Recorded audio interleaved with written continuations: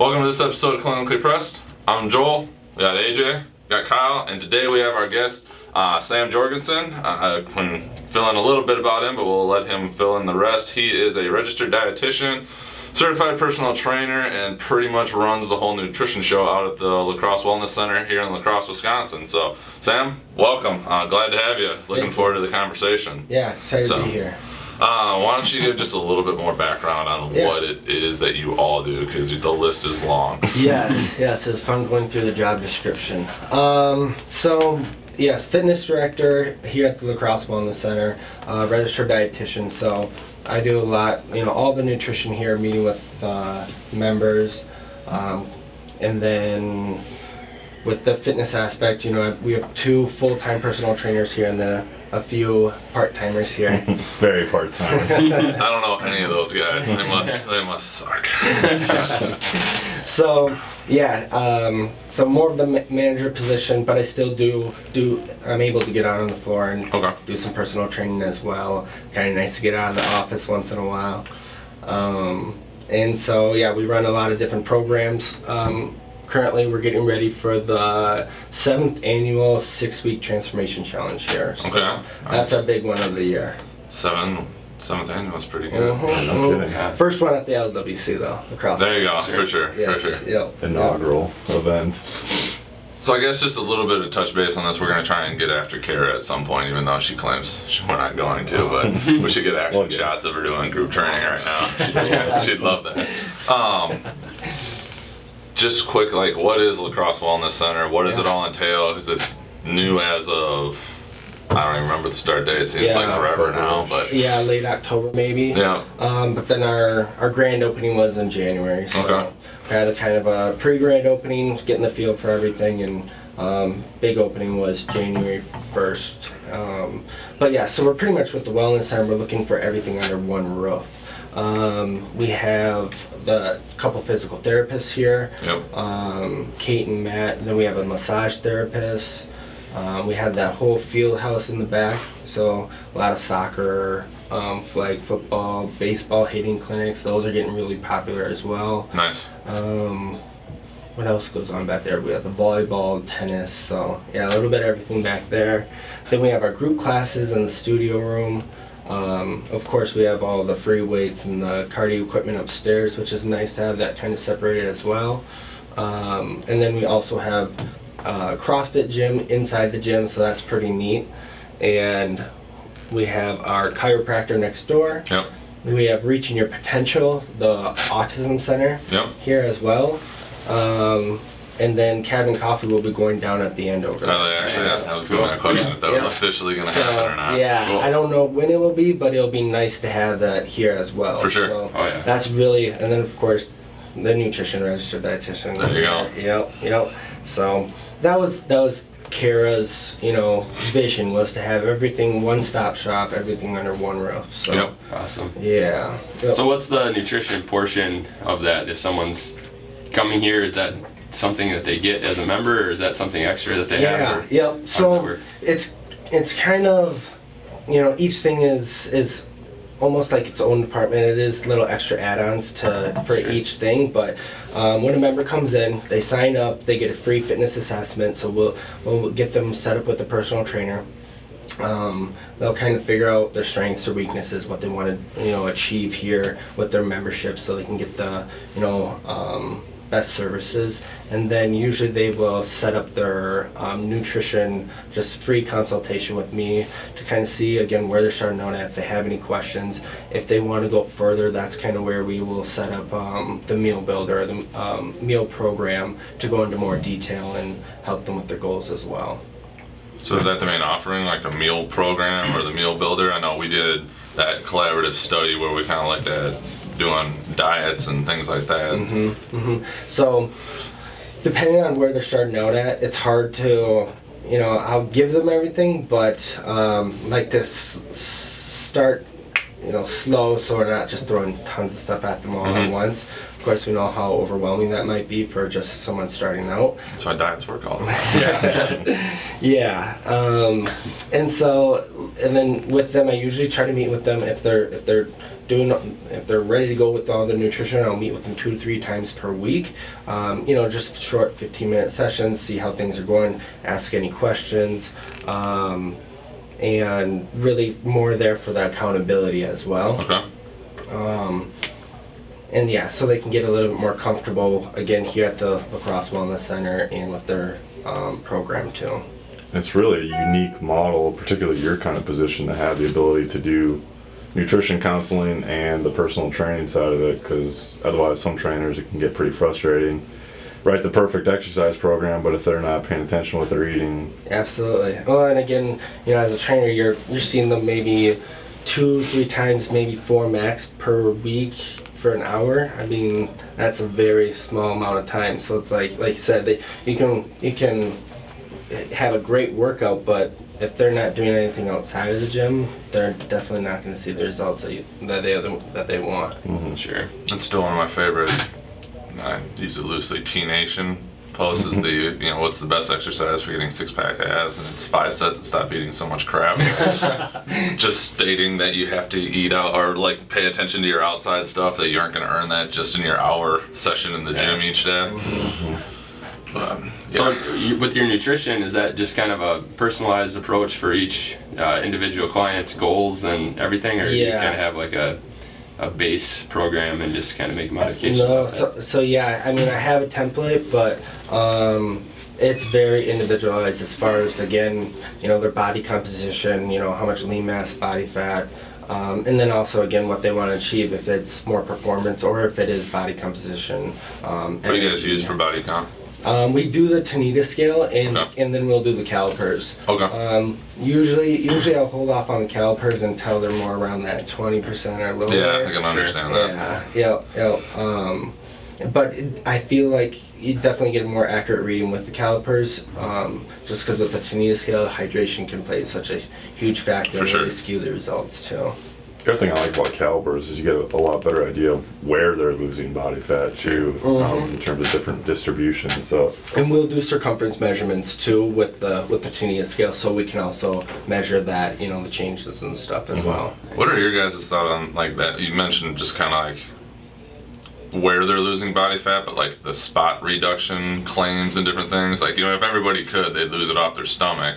But it never seems to work that way. I know anytime I end up losing weight, everybody says it runs out of my face.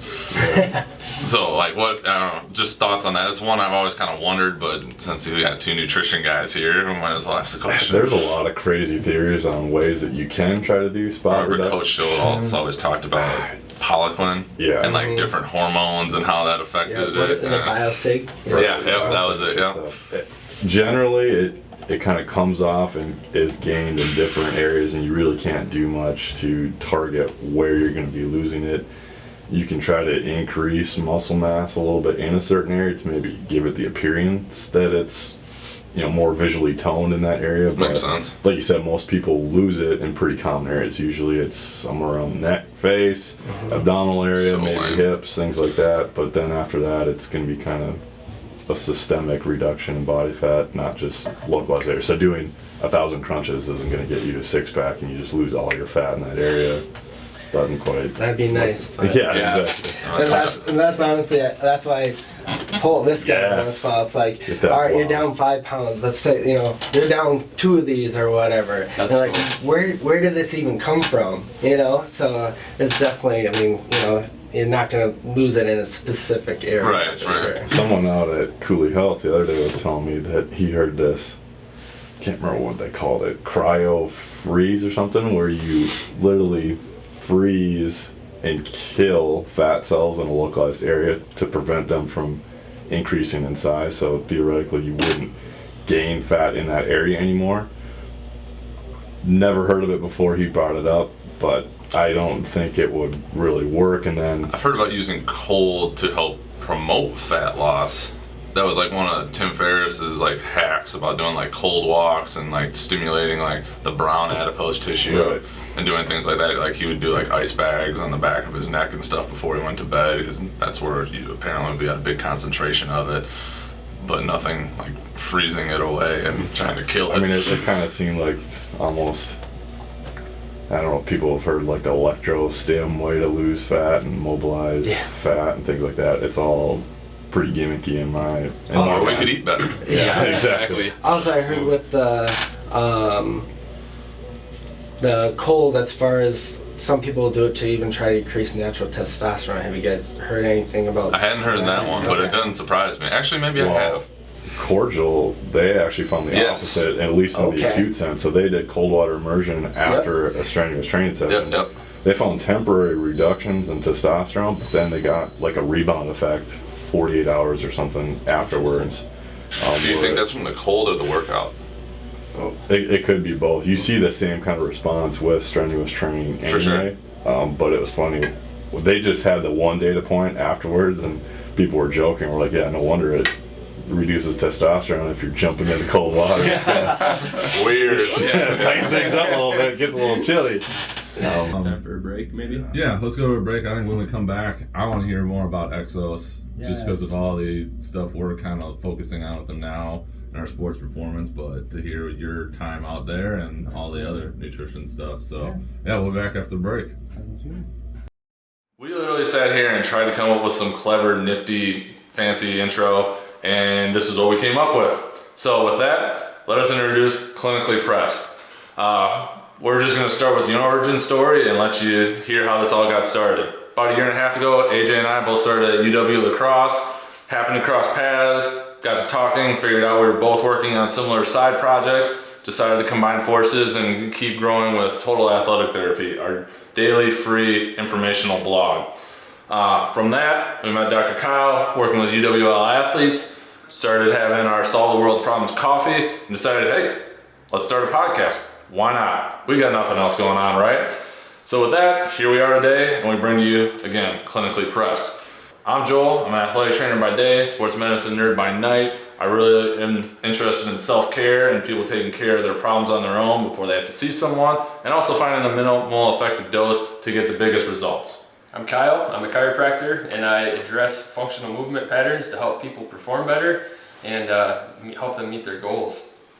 My name is AJ. I'm an exercise physiologist over at UW La Crosse. My line of research focuses on different nutrition and exercise interventions to help improve body composition, health, and performance. So our goal with Clinically Pressed is try to take the complicated and make it simple, and try to create a how-to manual on ways that you can incorporate some of these strategies into your daily life.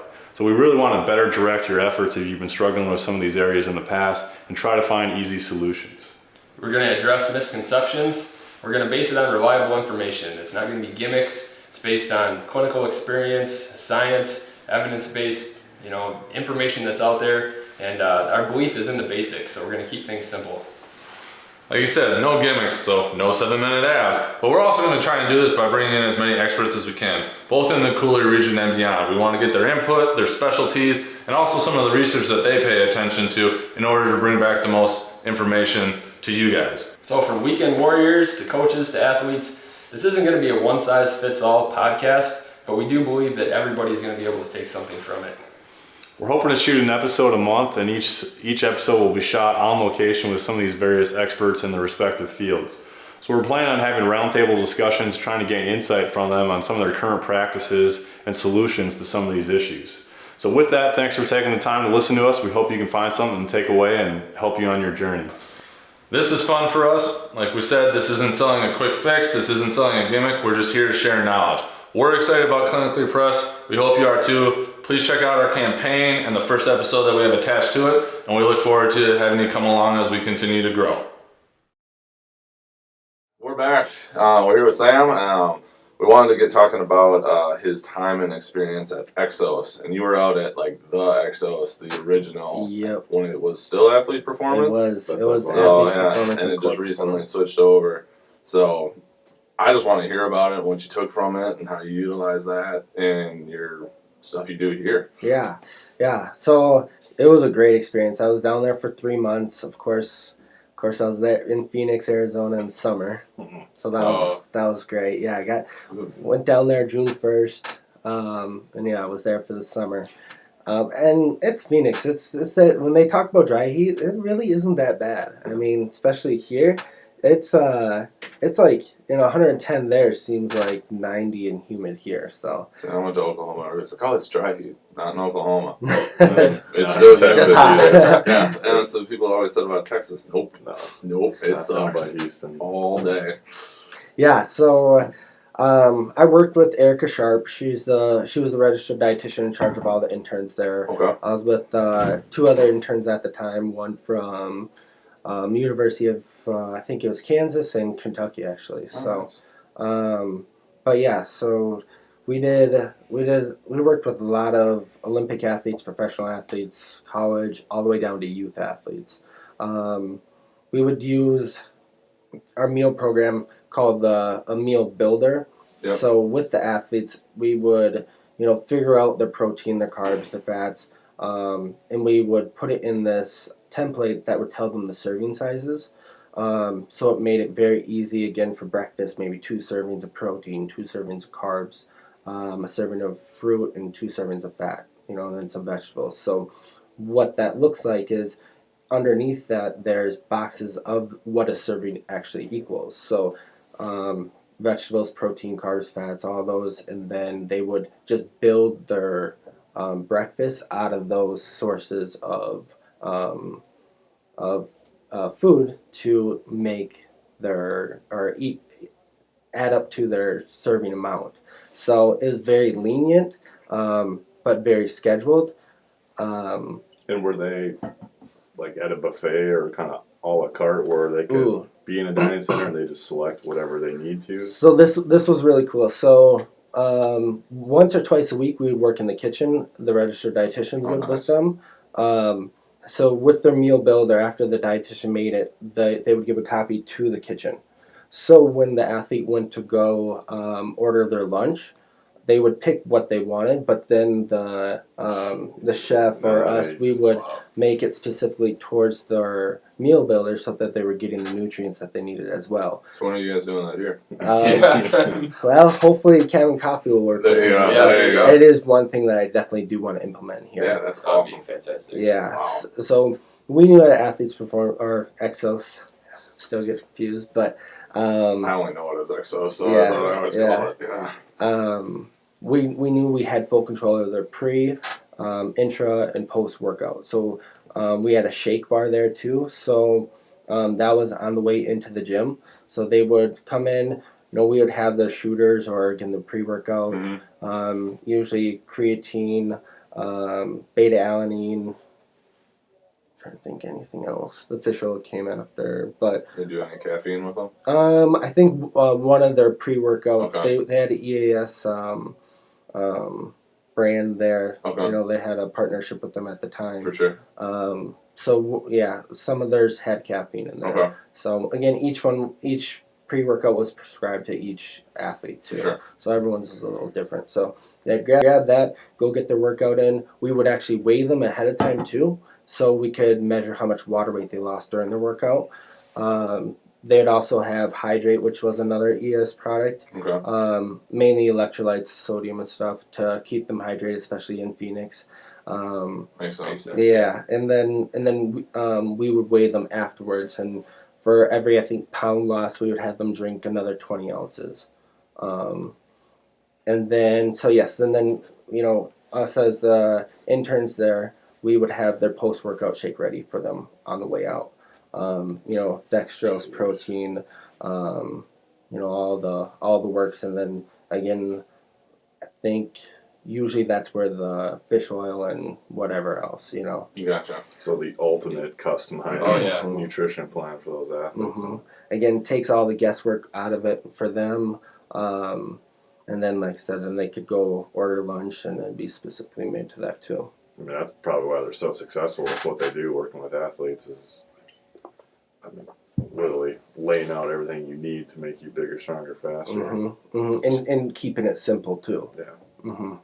I know they've got because we've gone up to the Rochester Mayo Clinic Okay, version yep. of it, and they've got at least like the shake bar there and some of the nutrition stuff. I think they're pretty limited there since it is at Mayo. And it's also their nutrition area there is fairly small. It's Yeah. like a counter. It's There's not going to be a kitchen. They did have a kitchen in there, didn't they? They just weren't using it when we set it up.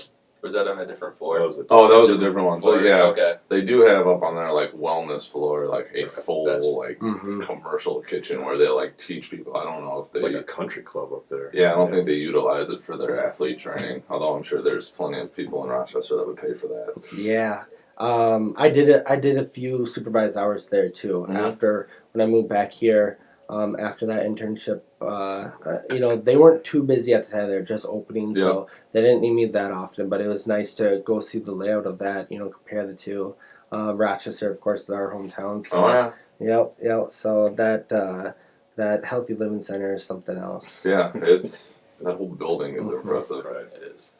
I think we went up. We didn't go all the way up to the top floor where the kitchen was. We went to another floor, and there's a Pilates studio and yoga studios and all that stuff. And the spa was up by the kitchen, and Didn't want to leave that place. Top of the line. Yeah. That was nice. it would have been an okay place to work. Yeah. So what else did we do down there? Did you do anything with that? Like, was it completely like diet, Just nutrition. nutrition stuff, or did you get to experience the training and Yep. the course? Because that's the stuff that we've started implementing more at UWL, just because it's efficient and it works. Right. Yeah. No, we were able to sit on the PowerPoints and education part with Okay. the performance coaches there too, with the performance interns. So we were able to, if we wanted to, which us three interns were very.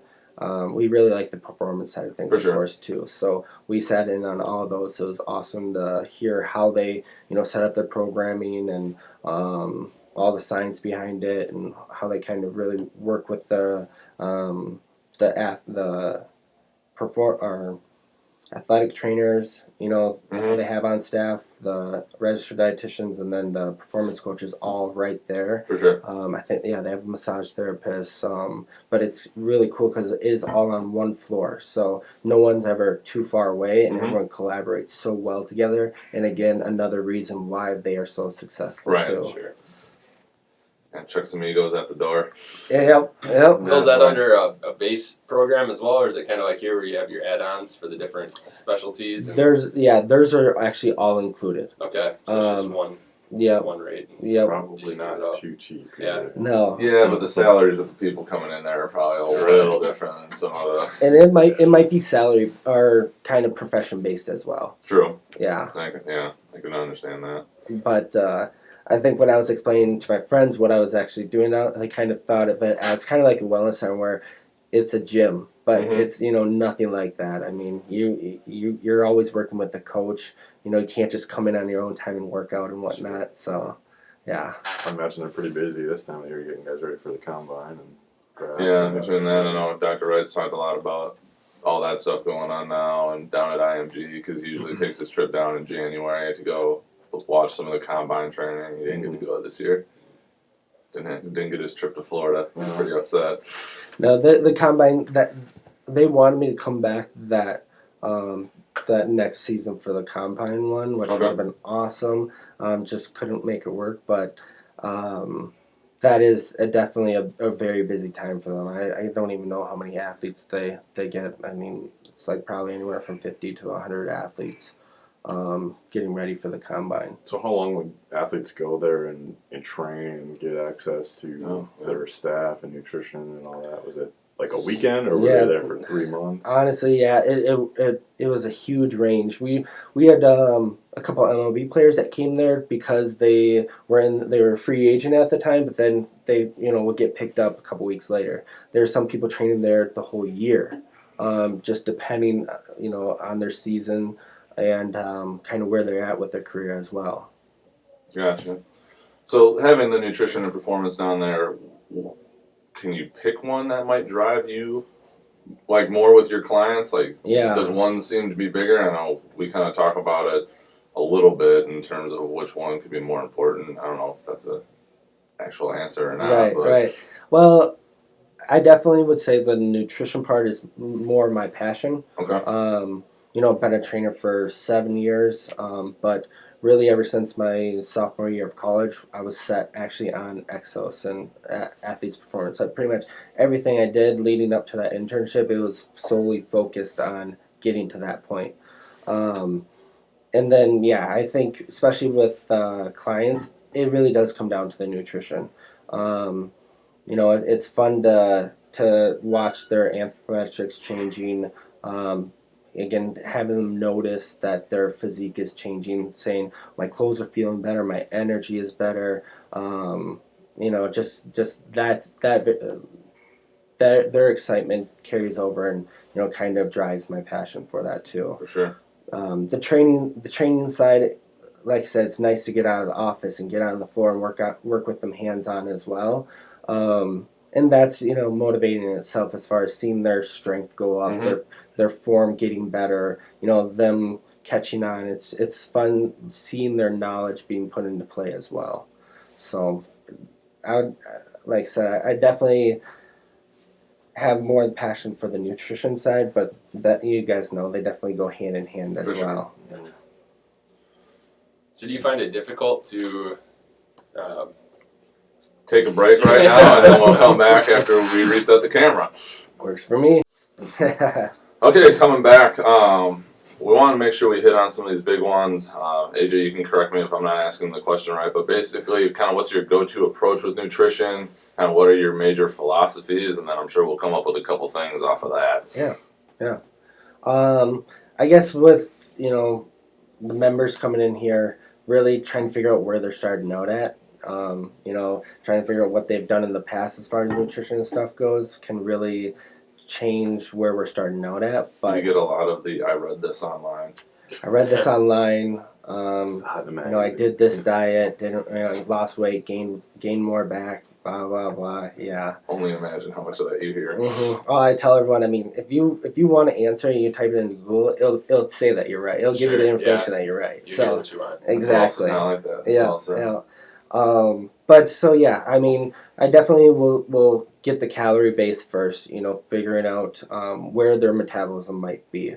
So focusing on calories first, and then I kind of work on the macronutrient breakdown, getting the carbs, fats, and proteins kind of where I want them as well, and then focus on nutrient timing too. So that's kind of how I prioritize it as well. So if they're just starting and I notice that their calories they're consuming way too many calories in a day, or you know, not enough, you know, not even close to what they should be, I'll just mainly focus on the calories. So I usually give them everything at once, but which again can sometimes be overwhelming, but we break it down into, okay, this week let's focus on the calories. You know, see them 2 to 3 times per week, just focusing on that. And once they feel comfortable and confident about that, and I see that as well, then we'll start working. Okay, let's start getting our proteins down. Let's start getting our carbs, our fats in the range that we want. And then once we usually, for most of the clients that I see, it's usually protein is a huge struggle. Yeah, it's like, That's your big one. Yeah, you know, because I think we share the same mentality that's usually pretty high compared to what they're used to. absolutely. I just can't. I can't find enough foods to hit that protein goal. And it's more timing too. You know, if you think of your protein sources, usually you have to cook them. You know, they take more time to prep too. So we might take a step back and say, all right, so let's look at, you know, prepping our food ahead of time, especially with most of these people, you know, very busy schedule and whatnot. So you know, I'll tell them, treat it like a job. You know, your day off, take 2 hours, prep your proteins so that you can lay them out throughout the rest of the week. And then usually, so once they're comfortable with that, they're right in the range that I want them to be. Then it's usually focusing on, okay, let's get the carbs underneath control, so on and so forth. So that's kind of how I approach the macronutrient ratios and stuff. It's a kind of a spin-off of if it fits your macros, Right. flexible dieting approach. And that's kind of like the meal builder as well. With the serving sizes, I mean, yeah, you're pretty much just matching up those macros. And then the nutrient timing, of course, is built into the meal builder as well. So do you have recommendations for sources for getting their macros, or do you just pretty much tell them to, as long as they get it, that's fine? So in the meal builder, each box kind of has, again, options to choose from. Okay. So that gives them some guidelines, but they're not limited to that either. And I give them a key, one of those servings of protein equals right around 21 grams of protein. So let's say it's not in there and it's 40, they're eating this and they see one serving equals 40 grams of protein. They know that will equal 2 of their servings. So it's definitely lenient on that. Definitely have certain recommendations at different times and stuff with the nutrient timing. Do people ever get frustrated and they want to know, is there a magic diet, or I don't want to do this flexible diet, I want to go paleo, or I want to be on this low carb, or I heard about this Yeah, that's diet. my question. Is everybody trained kind of like an athlete with this type of dieting, whether it's actually an athlete thing, or do you switch up, or like you said, paleo, ketogenic, some of these other ones that seem to be gaining some traction? Yeah, I mean, so I definitely get a lot of questions with a lot of the fad diets and stuff out there. Well, if you do CrossFit, you have to be on paleo, don't you? Isn't that the rule? No? I do work with a few of the CrossFit athletes here. They actually had a competition last weekend. That looked pretty cool. Yeah. There was a team event. They placed, first time ever they've all done a competition. They placed 6th out of 30. Nice. They did very well. Wow. Yeah.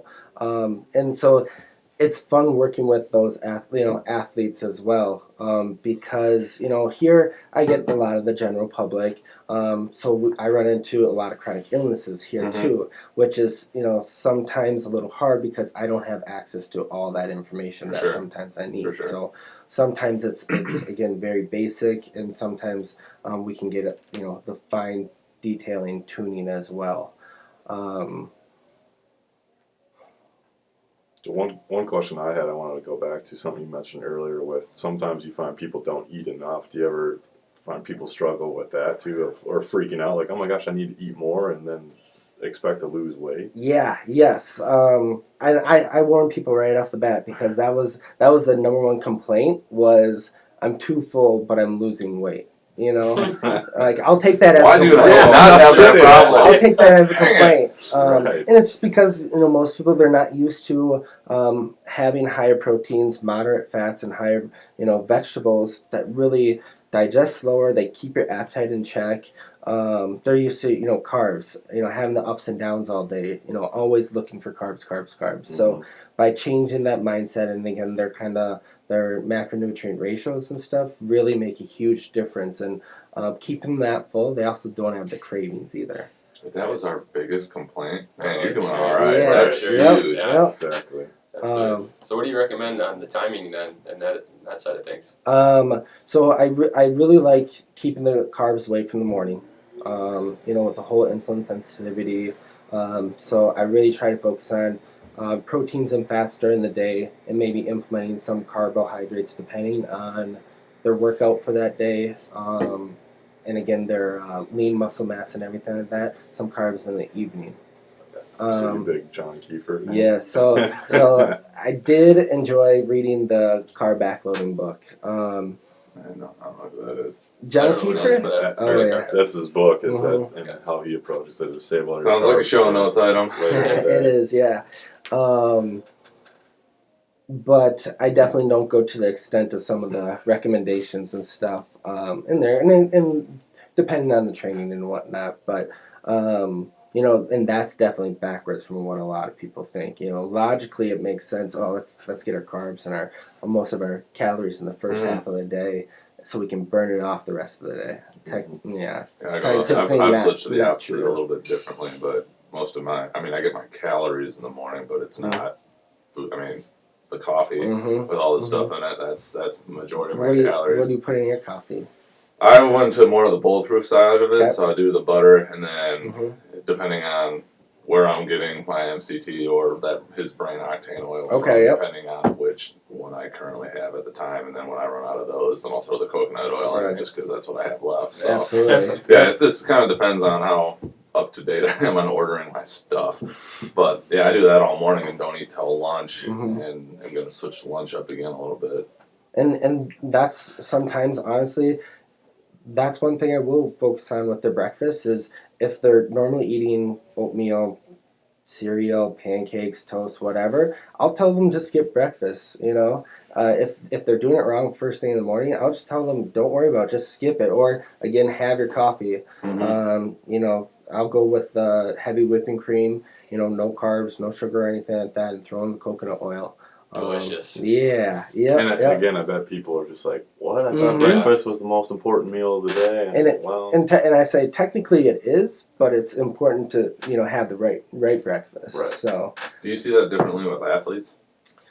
In terms of like if we're going to be putting carbs in with the breakfast, because I think that's one that gets really misconstrued. Like with our athletes, like sometimes we'll say that breakfast might not be the most important meal of the day in terms of like needing to have like all these carbs and stuff. So there's just this weird scenario based, I guess is the best way to say it, but some people just don't understand that. Like the everyday person doesn't need to have this full fueled breakfast, but your guys out at EXOS probably do. Yep. Because of what they're trying to accomplish. You're right, especially you know, when they're training. You know, a lot of those people are doing 2-a-days. So you know, if they miss a meal, they're missing out on 500 calories. You know, and so if they're needing to make up, let's just say 500 calories in their next meal, I mean, that's not going to be really realistic. So if you're missing, you know, breakfast, then you're missing a time to fuel your body for the workouts too.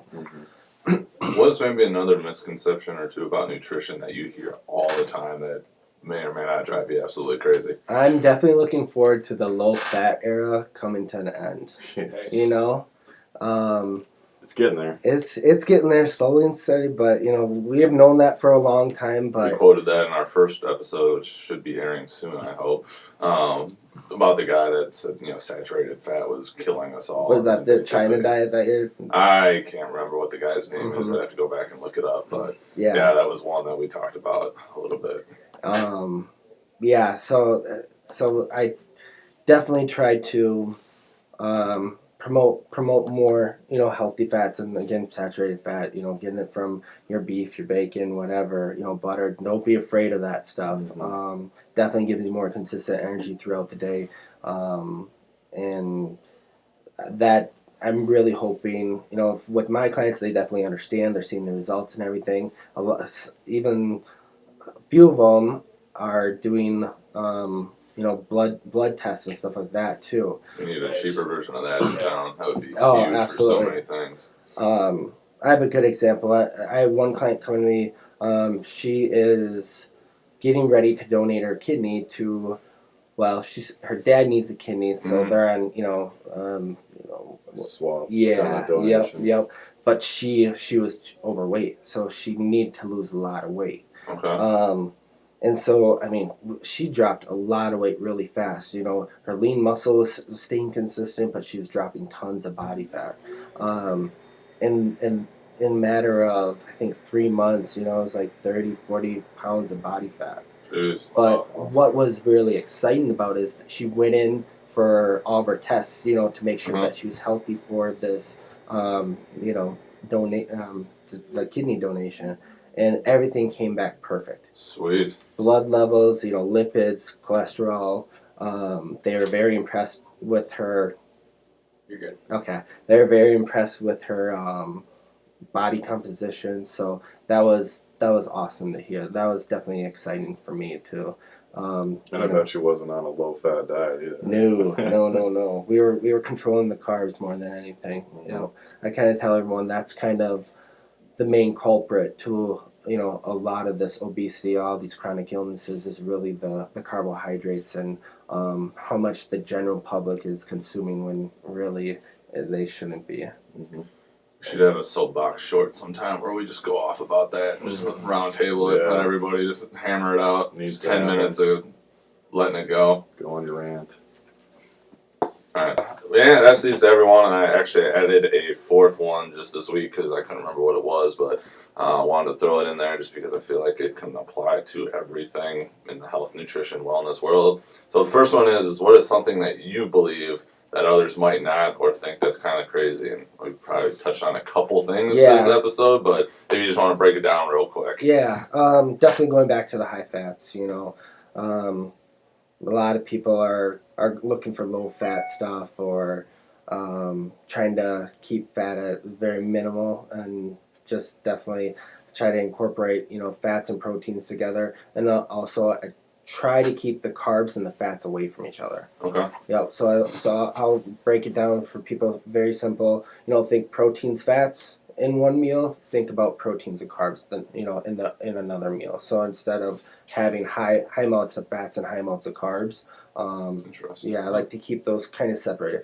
I mean, you're gonna have pizza. Those are gonna have your carbs and your fats together. You can't get away from it. But if you at least are mindful of it, that's the approach kind of how I take with those with the high fats too. And food manufacturing companies know that. They know it's a hyper palatable combination. Mhm. That's why they put all those things together to make you crave them more. Well, yeah, Tastes good. Yeah, exactly. Awesome. They taste good and they make you crave them more. carbs, fats, and salt. Right. So that, yeah.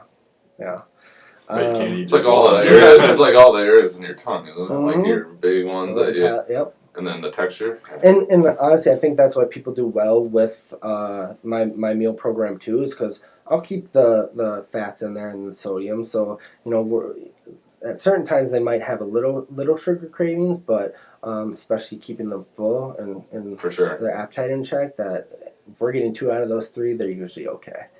Salt's usually my craving. Is When it? it hits me real hard.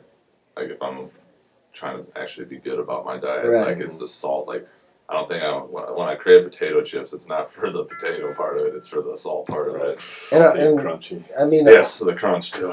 that honestly might even be your body telling you that it needs a little bit more sodium too. I kind of tell Darn everyone Cheez-Its. if they're having cravings, if they're having cravings, usually it's for a reason. Yeah, Either blood sugar's low, for sure. vitamin mineral deficiency, stuff like that. So your body's smart. I mean, it knows how to adapt, but it's gonna want certain things as well. It's amazing how fast, though, if you do limit your sodium or your salts, if you have been limiting it and you have something that's got a little bit of salt, how salty that actually tastes. Mhm. Or if you have something that's super salty, it's almost like too much. Absolutely. Yep. Again, the adaptation. That's kind of the same with soda, pop, as far as when people cut it for a while and then go back to, if they have a regular Mountain Dew, they're like, they can't even finish So it because, sweet. they I haven't actually been doing notice. Sprite. I gave it up for like years, and I couldn't drink one. I just couldn't handle it. Yeah. It was weird. I guess another thing is mainly the carbohydrates. Again, getting away from needing carbs all day, every day. Our Western diet definitely has all mixed meals. You have your protein, high carbs, and high fats. So I really like to help point out to especially some members and clients here that your blood sugar isn't going to go, isn't going to drop. If you're a healthy individual, your body will be able to maintain that if you're low carb. Sure.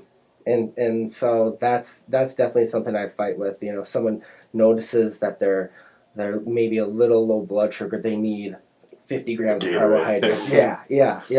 It's like your body will adjust. Like I said, it knows how to adapt. So it'll adjust. Give it a couple weeks, and you're gonna feel much better as well. Yeah. Second question: what would be either 3 take-home tips or the Twitter version that you would provide to the audience? Probably the first one would be breakfast. With all the breakfast items that are high in carbs, I've done this with a lot of clients where take out the toast, maybe just have eggs instead. 10 pounds without changing anything like that in the next month. Yep. So it definitely, that can start off your, either start off your day correctly or just ruin your day. So that has made a lot of big difference with a lot of clients too. And they might think they're doing, going healthy with fruit and stuff like that, but still just high carb. Another one would be having people adjust their carbohydrates to their workouts. Use the carbs to fuel your workout instead of, again, always thinking that you need carbs all day, every day.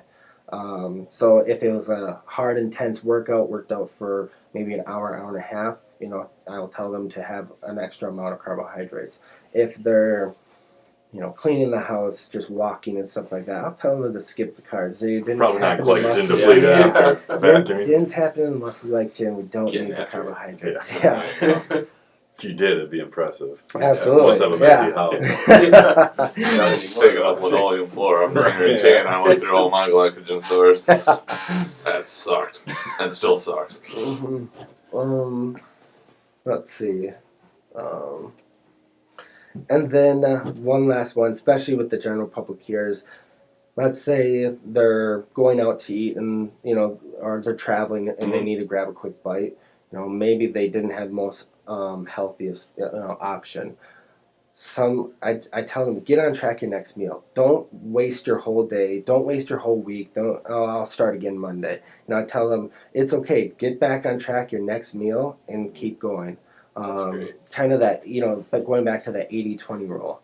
80% try to do, stay healthy and stick to the plan as well as you can. And then 20%, it's Cut yourself life. some slack. Yeah, It's tough when you're it's life. about to. Don't cause more stress on your body. That's going to Sure. hurt us even more. So, control, and that's just one more point, is controlling the stress.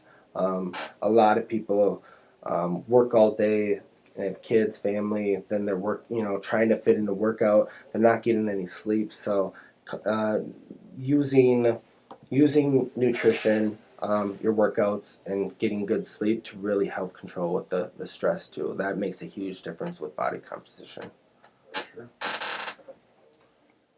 You want to ask it? What is your most influential fitness purchase under $100? A shake weight. Yes. Perfect. Yes.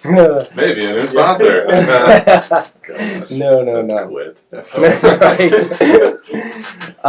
No, I would say, The some of bionic the... arm that you just posted for us? Anyway, no, What is go. that?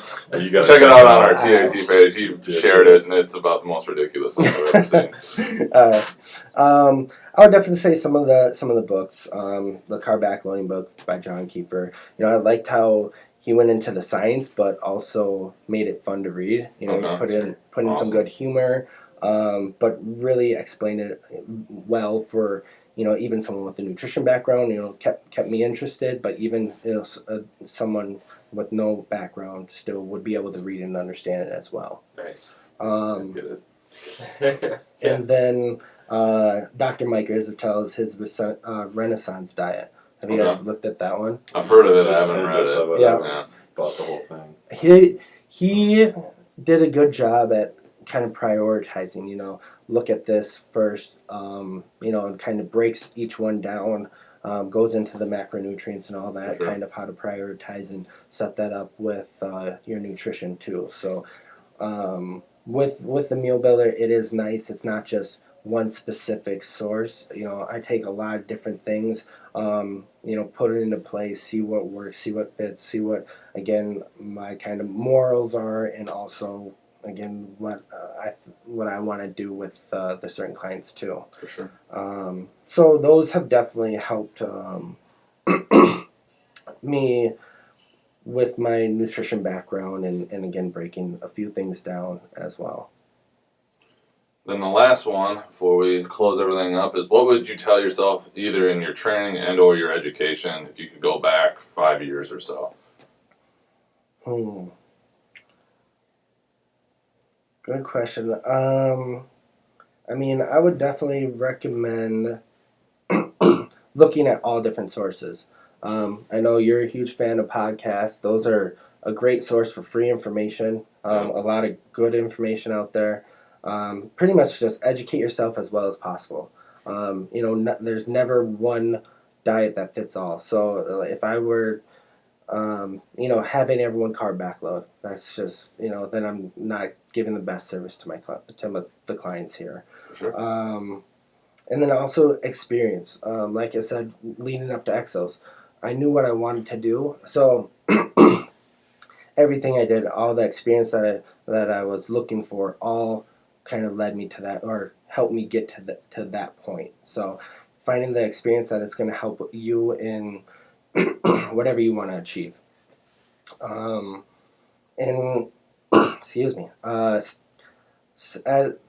growing up, the nice thing I've always had, my parents, support and everything.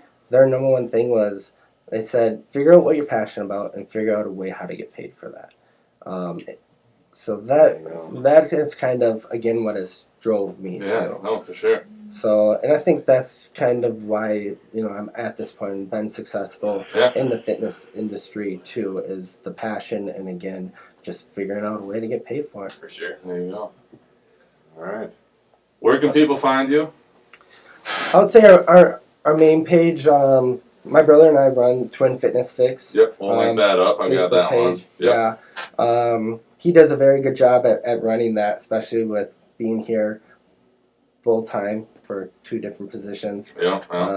He's got some awesome recipe ideas on there. I love seeing his he's creative creative. protein snacks in there. I would say that's the best place to reach us at. We're on Twitter, but our main focus is the Facebook page right now. Social media is its own beast, as we discovered. Instagram, yeah. Never ends. We're working at putting the site together too. Okay, awesome. Yeah, and then of course the Crosse Wellness Center has a Facebook page and a website. I think the website's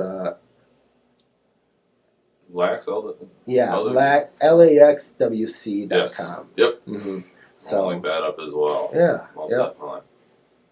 All right. Anything else? I think that's it. Cool. Sounds good. Appreciate it, Sam. No, I appreciate it. Yeah, Thank you guys. No problem. Fun to Thank sit you. down.